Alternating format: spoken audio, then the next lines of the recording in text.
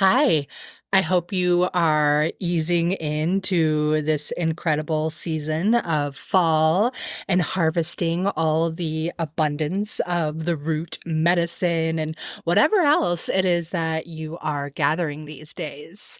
And if you are into that, but maybe feeling a little overwhelmed, like, oh my gosh, I have to make all the remedies, I have to do this, I have to do that, along with like living life, then I want to invite you to my herbal medicine planning party.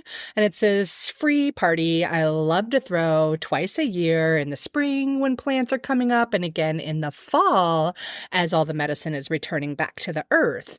And the intention of this party is to help you plan out the remedies you're actually going to need. So that way you aren't just making tons and tons of jars of stuff that are never going to get used, that are going to sit on a shelf collecting dust or just grow a bunch of mold.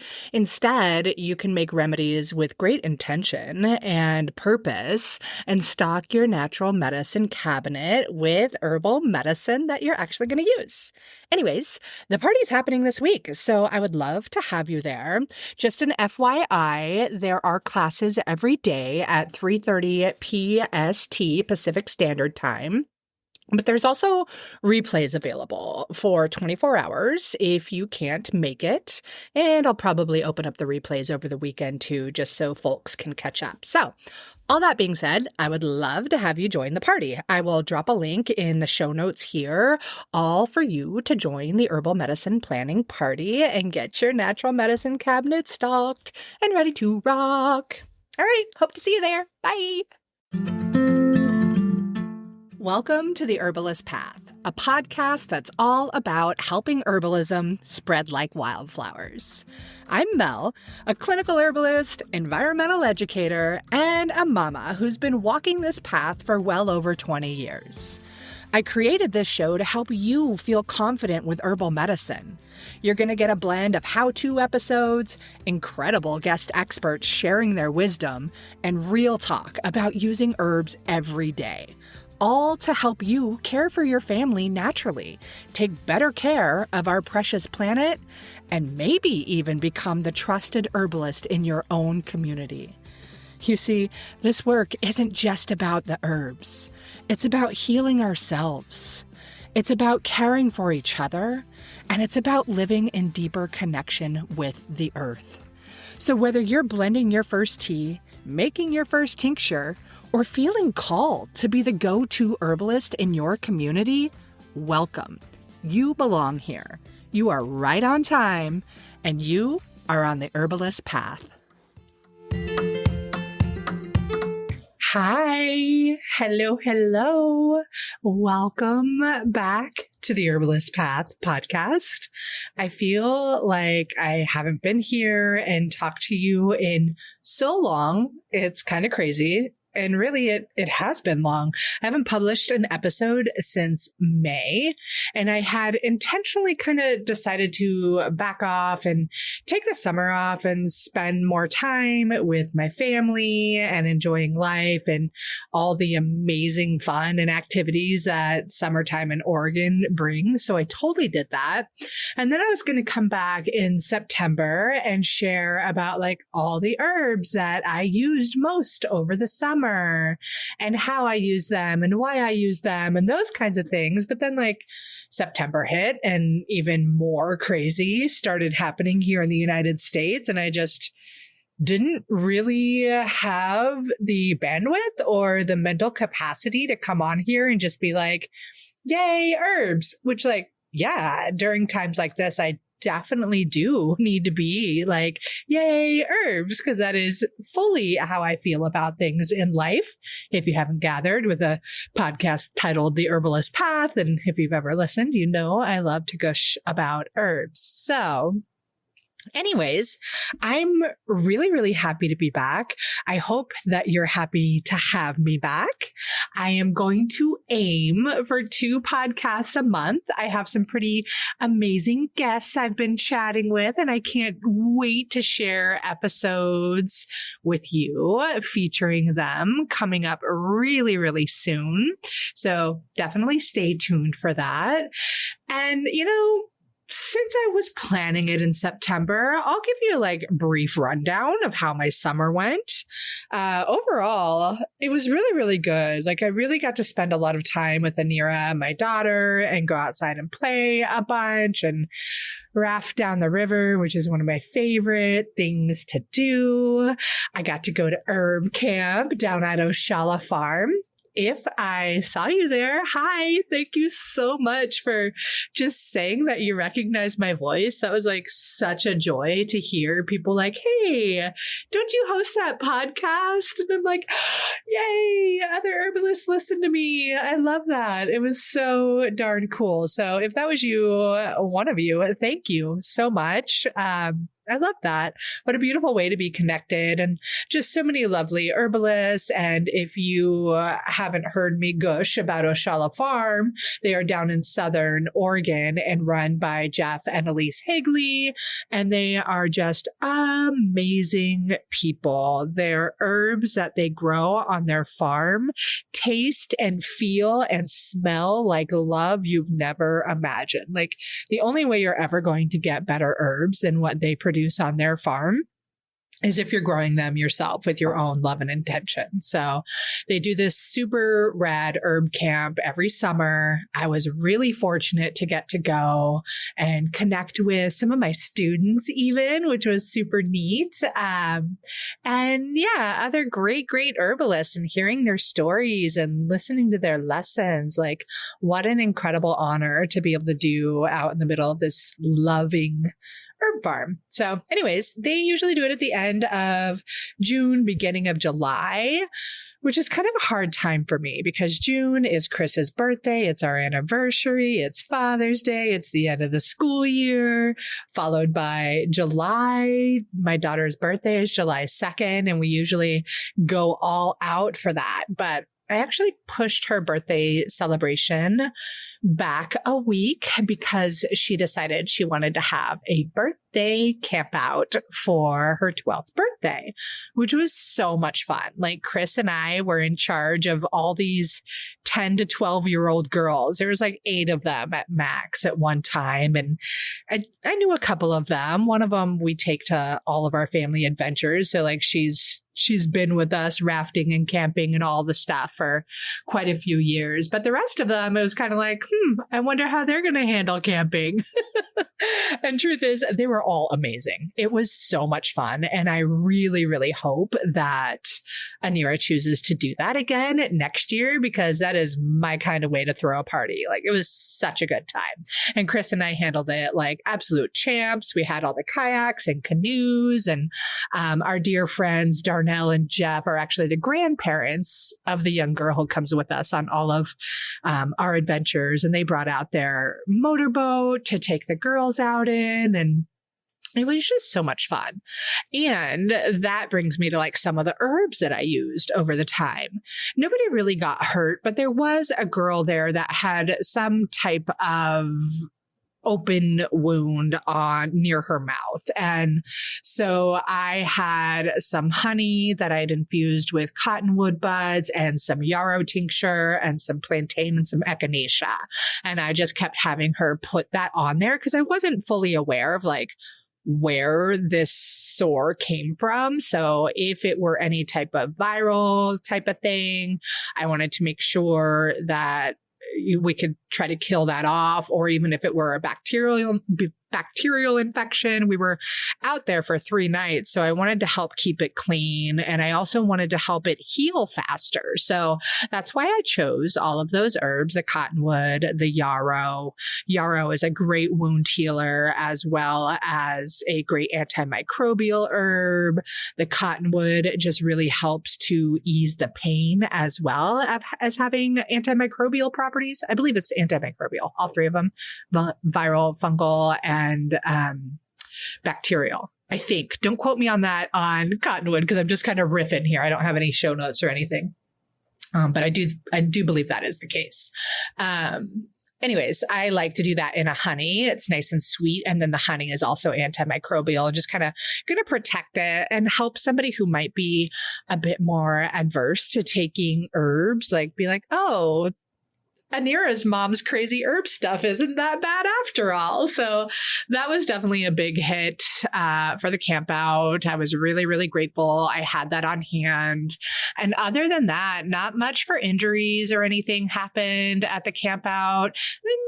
Maybe a little start to some sunburn, but nothing too severe. So I was just grateful to have those. Those are absolute key essentials I like to keep with me for those cases. And then beyond that, I mean, we really didn't need much for this summer. It was it wasn't mellow. We went rafting multiple times and we went camping multiple times, and it was really great. Really, really great. I was so grateful to spend that time with Anira. Like, she turned 12 this summer, and I swear that after this summer, she just came out a totally new person after her 12th birthday. I mean, still the same Anira, but just like, wow, she just really matured really quickly. And suddenly she was more willing to do all the fun, adventurous stuff that Chris and I like to do, which has been a battle for most of her life. Like, she is very stubbornly resistant. If she says she does not want to do something, there's not much for bribery that can change this young girl's mind. And I'm proud of her for that. But gosh, it got really frustrating. Everyone's like, oh, reward her with M&Ms to go skiing. Oh, use peer pressure, blah, blah, blah, all these things. And we'd be like, oh, well, your friend loves to go skiing. And she's like, I don't care. Like, I am not going to succumb to the peer pressures or the pressures of anyone else. So I guess I just have a real strong-minded young lady. And I know that that is a personality trait that can really come in handy later on in life. Okay, so that's a little bit of a rundown on like what I was really using a lot of this summer. Of course, like all your standards, I'd go out and, gather all my other plant friends like St. John's wort and calendula and all the mints. So how could we forget mint? Oh, yeah. And at one point in time, Chris and I we play softball in the summer, like in an adult rec league. And it's so much fun, but he injured his knee pretty badly. It's actually kind of like a re-injury from an old skiing gig.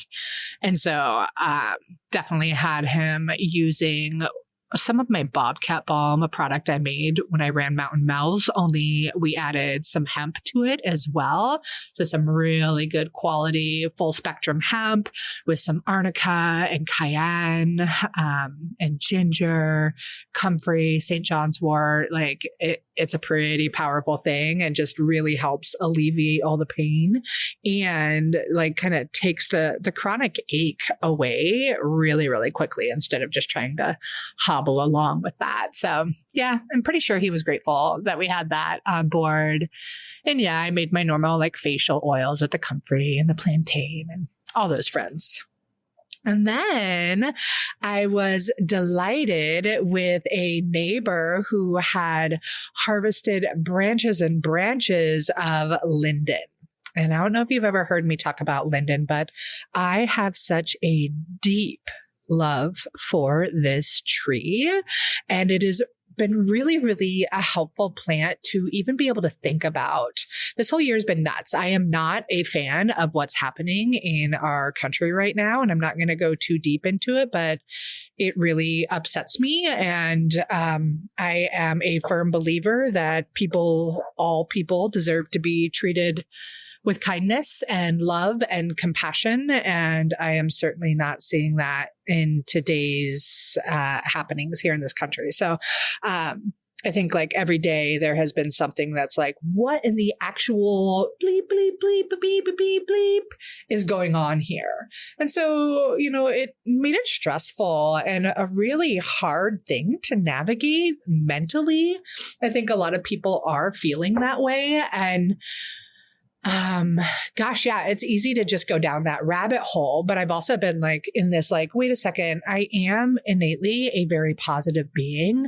I have very positive intentions in this world and I have gifts to share with this world. So like, I need to do that. I need to find ways to support and nurture my nervous system as we go through whatever it is we are going through right now. And yes, herbs help for sure. And I'm going to get back to that herb story, but what is the biggest helper? I mean, I'm going to give you the 2 seconds to guess. 1, 2. Going out in nature, taking my walks on the river, meditating, deep breathing. Like without these things, I don't know where I would be.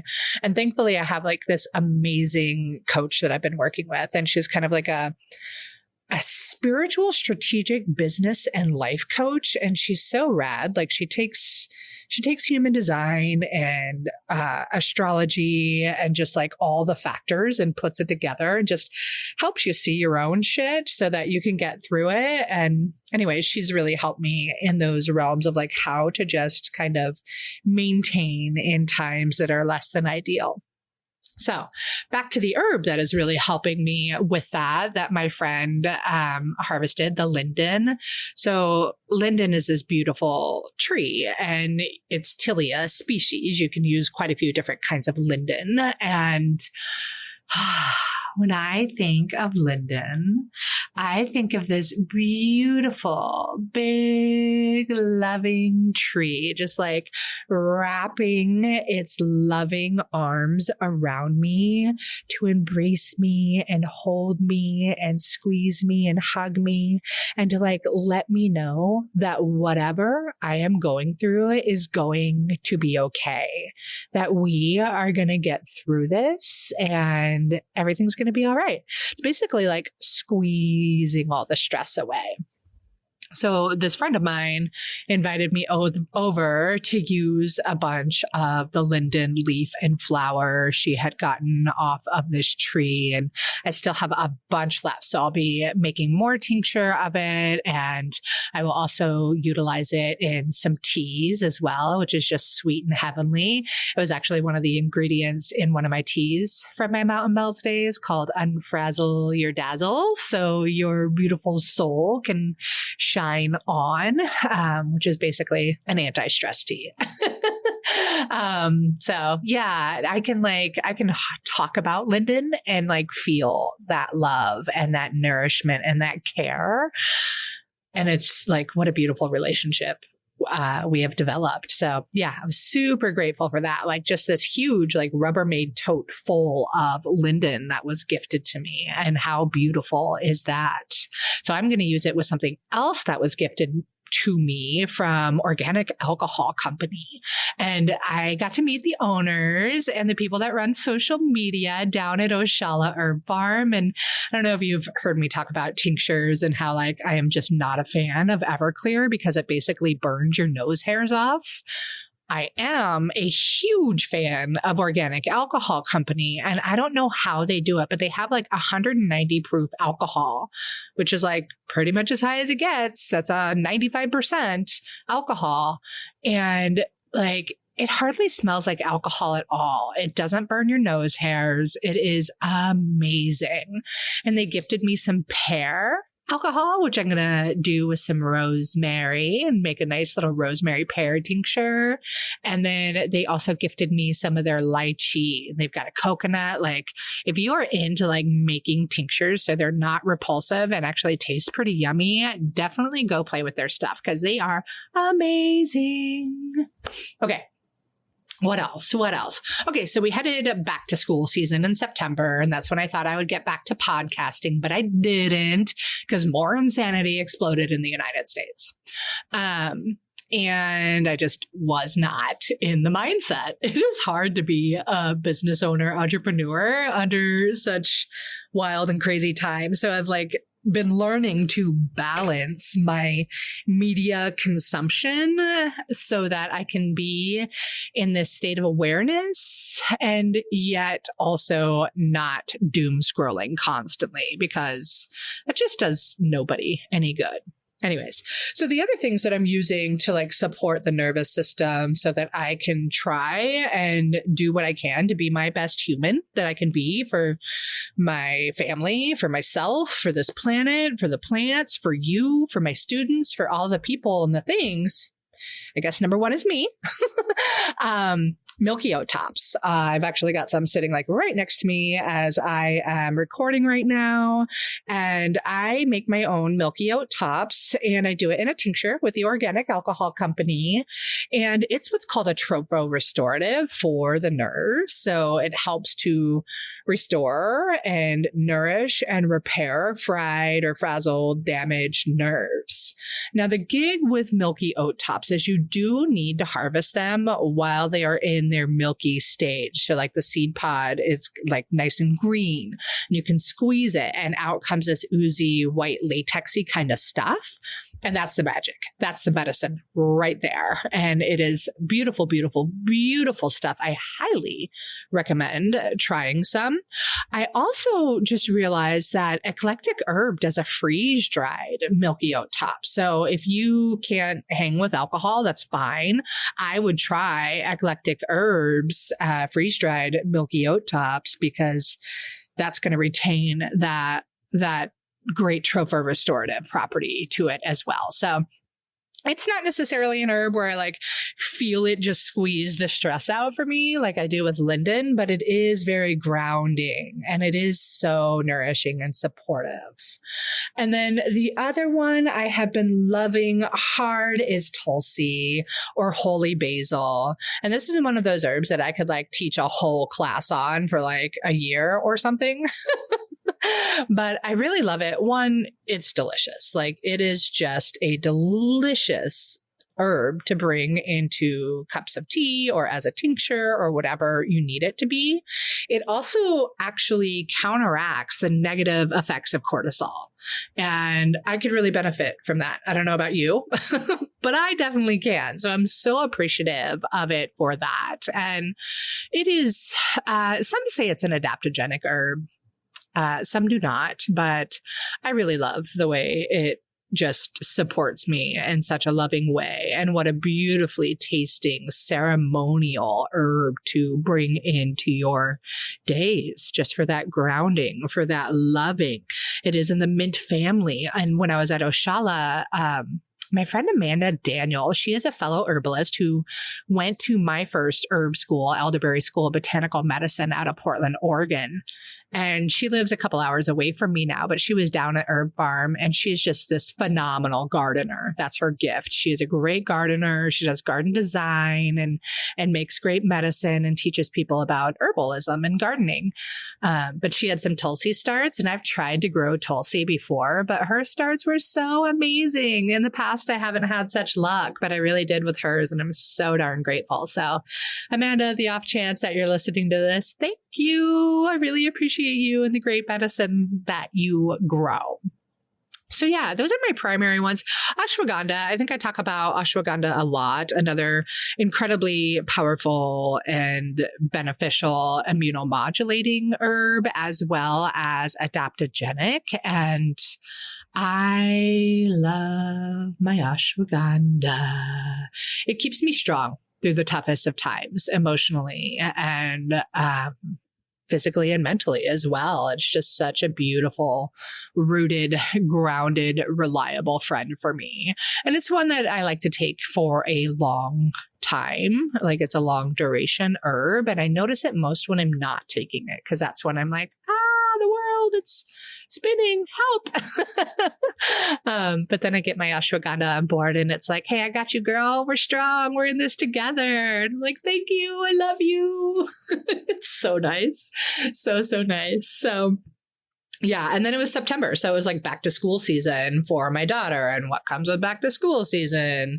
Nothing but a bunch of snot and germs and sickness flying all over the place. So we definitely loaded up on the elderberry. And I actually got to teach. That's what I forgot to mention. I got to do some in-person herb classes in my community, which has been so lovely. So good for my soul to have that happen. Like, it's really beautiful to be able to connect with so many people and have students all around the country and the world. That is amazing. But there's something magical about being able to pass herbs around a room and let people taste and touch and feel and just nerd out on herbs with people. So I got to teach an elderberry class at my local chiropractic holistic clinic, which was really, really fun. And then I got to do a fire cider making class with some folks down in Sandy, Oregon, near me. And that was also super fun. It's so empowering to talk about the medicine that comes from our kitchens because it's such accessible medicine for most people. And I'm a big fan of just making fire cider actually yummy. So I've got the fire cider rolling. It's great for the digestive system, fabulously supportive for the immune system, and keeping people warm and cozy throughout the cold winter months. And yeah, such good kitchen medicine, like the ideal folk remedy. So that was really fun. Yeah, and the elderberry. And then I've definitely got a good stock of echinacea ready to rock when we need it. I like to take that the moment I know somebody is sick around me. In fact, last night, Chris was like, things feel funny. And he's like touching where his lymph nodes are under his neck. And I'm like, here's some echinacea. No funny feeling stuff for you, mister. So really happy to have that stuff on board. I also like to take echinacea, like if I'm traveling or back to school season, right? When we're like knowing that everybody's going to get sick in those first 3 weeks of back to school. Yeah. So those are kind of like the staples that I've been hanging out with. It's really not that many herbs. And I think that's kind of what is really cool is understanding that we don't have to have like all of the herbs. We can just get really good and comfortable with the herbs that work well for us and for our families. And that is the beautiful, beautiful thing. I'm actually, I don't know when you're listening to this, but I'm about to open up a live round of my Medicine Making Mamas program. So if you are wanting to get really good at formulating remedies and making sure that the remedies you are creating are actually going to do the trick for you. So like you're pulling out the right medicinal constituents and using the right solvents and menstruum, and you really want to make potent and effective remedies, then that's what we do in Medicine Making Mamas. And then I have been plugging away way slower than I ever imagined that I would with my community herbalist program.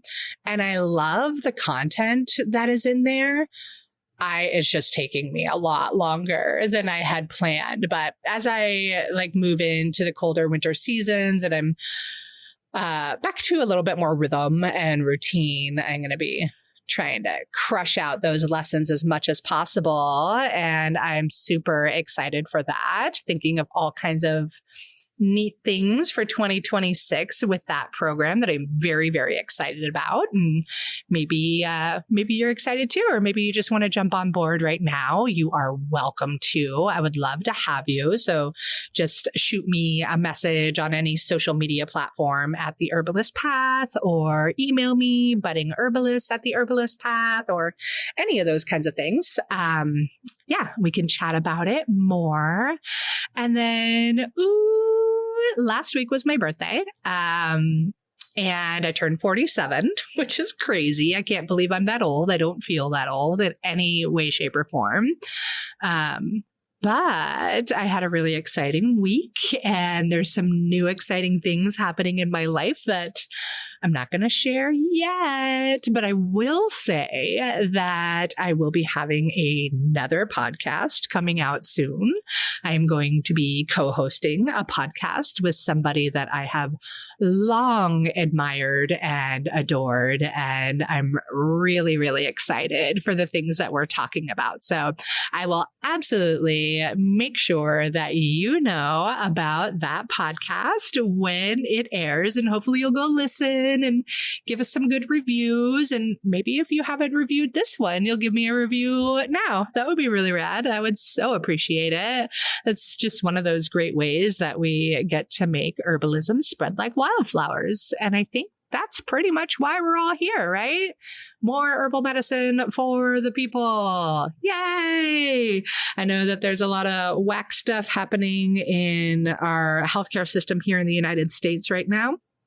And some tariffs and some certain people coming up with their own pharmaceutical industry and completely abusing power, which is unacceptable.